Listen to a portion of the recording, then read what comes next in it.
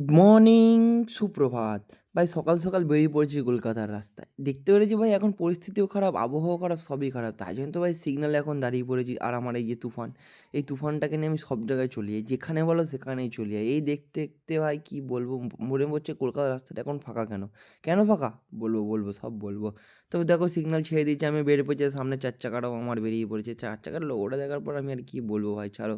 তো এরকম চারিদিক দেখতে সামনে দেখছি একটা বাজার মধ্যে অ্যাড দেওয়া কি বলো তো বিমল। এই বিমলে অ্যাড দেখার পর মনে পড়লো ভাই ভাগ্যিস আমি বিমল খাই নাহলে এই বাসের সাথে আমার অ্যাডটাও তোমরা দেখতে পেতে।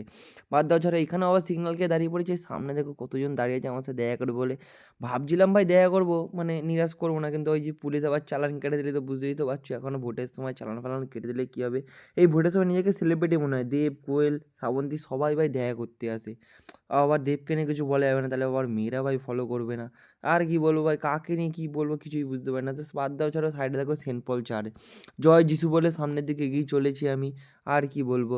তো এরকম আগাতে হঠাৎ করে দেখতে পেলাম আমার ভাই সেই কেনা একটা তাজ হোটেল। মানে কলকাতার এই তাজ হোটেল এখানে আমার একটা রুম আছে।